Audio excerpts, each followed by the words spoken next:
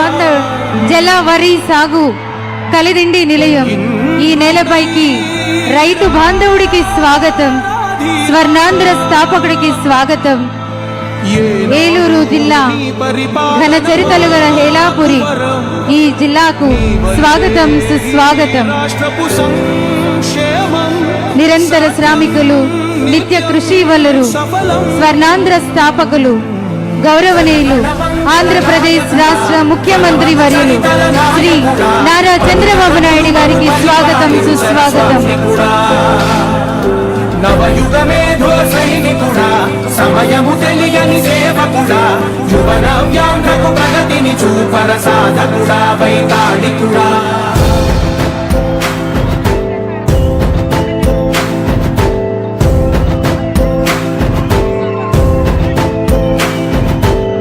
ప్రతి ఇల్లు నిన్నే నిలిచింది, ప్రతి గడప ఈరోజు దాదాపు 3,000 మందికి 3,000 మంది పాస్ పుస్తకాలు ఇచ్చే కార్యక్రమం ఏదైతే ఉందో ఆ కార్యక్రమానికి విచ్చేసిన మన ప్రియతమ ముఖ్యమంత్రి కూటమి పార్టీల అధినేత చంద్రబాబు నాయుడు గారికి, మన శాసనసభ్యులు పెద్దలు కామినేని శ్రీనివాస్ గారికి, అనగాని సత్యప్రసాద్ గారికి, వేదిక మీద ఉన్న ఇన్ఛార్జ్ మంత్రి నాదెండ్ల మనోహర్ గారికి, ఇతర పెద్దలందరికీ కూడా నా హృదయపూర్వక నమస్కారాలు. చంద్రబాబు నాయుడు గారు అధికారం అంటే 4 గోడల మధ్యలో కూర్చుని హుకుం చెల్లించడం కాదు. అధికారం అంటే ప్రజల సమస్యలకి పరిష్కారం కనుగొనటం అని చెప్పేసి నమ్మిన వ్యక్తి అని చెప్పేసి మీకు మనం చేస్తాను. నేను అధికారం అంటే మన పిల్లలకి మన పిల్లల భవిష్యత్తుకి ఒక పునాది వేయటం అని చెప్పేసి నమ్మిన వ్యక్తి చంద్రబాబు నాయుడు గారు అని చెప్పేసి మీ అందరికీ శవనిగా మనం చేస్తాను. నేను 2 సంవత్సరాల పరిపాలన, కూటమి పరిపాలన పూర్తయింది. ఈ 2 సంవత్సరాల్లో ఏం జరిగింది ఈ రాష్ట్రానికి అని ఆలోచించాల్సిన అవసరం ఉందని చెప్పేసి మీకు మనం చేస్తాను. నేను 1,50,000 కోట్ల సంక్షేమ కార్యక్రమాలు అందరూ చెప్తా ఉన్నారు. వైఎస్ఆర్సీపీ వాళ్ళు గొడ్డెల పార్టీ సంకలు కొట్టి ఉంది, మేమే సంక్షేమ కార్యక్రమాలు ఇచ్చామని చెప్పేసి మీ అందరికీ ఒక చిన్న లెక్క చెప్తాను. నేను ఆ రోజు పెన్షన్లు ఇచ్చారు 2,500 రూపాయలు, సంవత్సరానికి 30,000 ఇస్తే మనం 4,000 కాడికి 48,000 రూపాయలు ఇస్తున్నాము.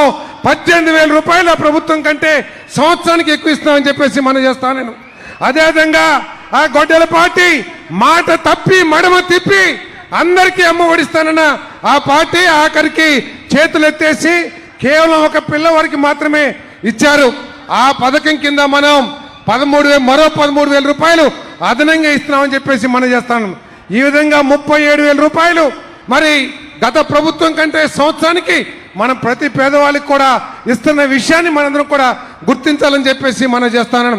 అంతేకాదు మరి గత 151 సీట్లతో వైఎస్ఆర్సీపీకి అధికారం ఇస్తే ఏం చేశారు ఒకసారి జ్ఞాపకం చేసుకోమని చెప్పేసి మనం చేస్తాను. ఈ ఆంధ్రప్రదేశ్కి ప్రాణాధారమైన పోలవరం ప్రాజెక్ట్ని పూర్తిగా నాశనం చేసేసారని చెప్పేసి మీ అందరికీ శవనిగా మనం చేస్తాను. అంతేకాదు మన పిల్లలకి భవిష్యత్తుకి, మన పిల్లలకి ఉద్యోగాలు ఇచ్చే పెద్ద ఫ్యాక్టరీలన్నింటినీ కూడా బెదిరించి వారి కమిషన్లకి భయపడి ఈ రాష్ట్రాన్ని నుంచి పారిపోతే మన చంద్రబాబు నాయుడు గారు తల్లికి వందనం ఇస్తే నా బాధ్యత అయిపోలేదు, తల్లికి వందనం ద్వారా చదువుకున్న ప్రతి పిల్లవాడికి 20 లక్షల ఉద్యోగాలు ఈ 5 సంవత్సరాల్లో కల్పించాలనే ఉద్దేశంతో ఈ రాష్ట్రానికి గూగుల్ కానివ్వండి, ఆర్సిలర్ మిట్టల్ కానివ్వండి, కడప స్టీల్ ప్లాంట్ కానివ్వండి, ఇటువంటి అనేక 10.5 లక్షల కోట్ల పెట్టుబడులు తీసుకొచ్చి ఈ రాష్ట్రాన్ని అభివృద్ధి చేస్తారని చెప్పేసి మనం చేస్తాను.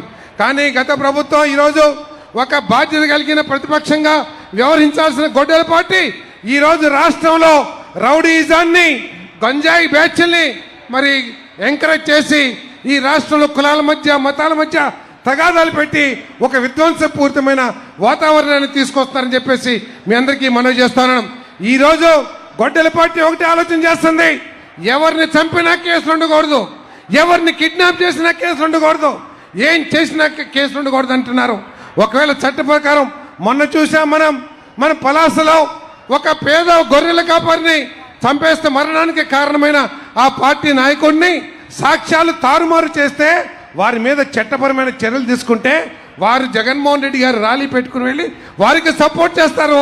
సపోర్ట్ చేసి 18 సంవత్సరాలే కదా ఆ బిడ్డోడికి మరి ఏం చేయొద్దని చెప్పేసి చెప్తారు. కానీ పేదవాడికి 44 సంవత్సరాలు వచ్చింది, ఆయన ఇంకా చనిపోతానికి దగ్గరగా ఉన్నాడని మాట్లాడతారు. అదేవిధంగా తెనాలిలో సమాజానికి చెడు పురుగులుగా మారిన 2 గంజాయి బ్యాచ్ వాళ్ళని పోలీసులు కొడితే వాళ్ళని సమర్థిస్తూ అక్కడికి వెళ్ళి వారికి భుజం తట్టి నేనున్నాను, మా పార్టీ వస్తుందని చెప్తున్నారంటే ఒక్కసారి ఆలోచన చేయండి.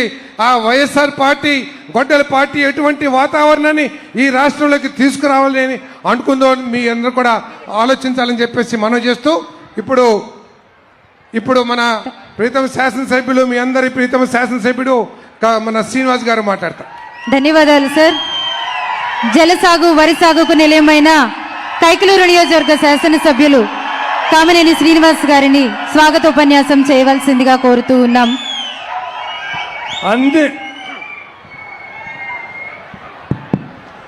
అన్ని రకాల విధ్వంసాలతో వెనుకబడిన రాష్ట్రాన్ని గాడి పెట్టడానికి అద్భుతమైన ప్రజా తీర్పుతో ముఖ్యమంత్రి అయిన మన ప్రీతమ నాయకులు, మన గర్వించదగ్గ నాయకులు శ్రీ నారా చంద్రబాబు నాయుడు గారు, అలాగే జిల్లా ఇన్ఛార్జి మంత్రి మనోహర్ గారు, మీరు చూశారు 24 గంటల్లో మన ధాన్యం ధర మనకు వస్తుంది.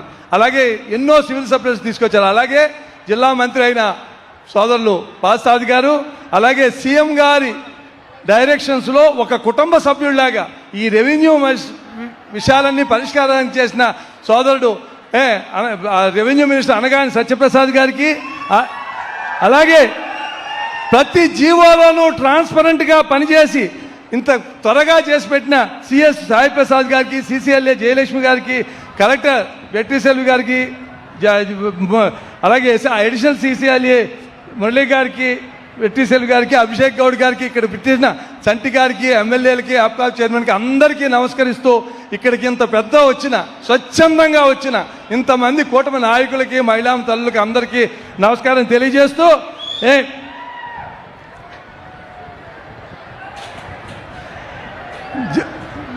కొంచెం అంటే ఆయన ముఖ్యమంత్రి గారు మాట్లాడతారు, క్లుప్తంగా జరిగిన ఒక్క నిమిషంలో చెప్తాను. జగన్మోహన్ రెడ్డి గారు చేసిన అతిపెద్ద విధ్వంసంలో ఆంధ్రప్రదేశ్ జీవనాడి అయిన పోలవరం ఆగిపోయింది. 400 కోట్లతో కట్టిన డయాఫ్రామ్ పాడైపోతే 1000 కోట్లతో బాగు చేసి పోలవరాన్ని వచ్చే సంవత్సరం గోదావరి పుష్కరాలకి జాతికి అంకితం చేయబోతున్నారు. అలాగే చంద్రబాబు నాయుడు గారి పిలుపు మేరకు 33,000 ఎకరాలు ఇస్తే 3 మొక్కలు ఆటాడు ఒక అడవిని పెంచితే మళ్ళా గాడిని పెట్టి దాన్ని రాజధాని అమరావతిని పరుగులెత్తిస్తున్నారు.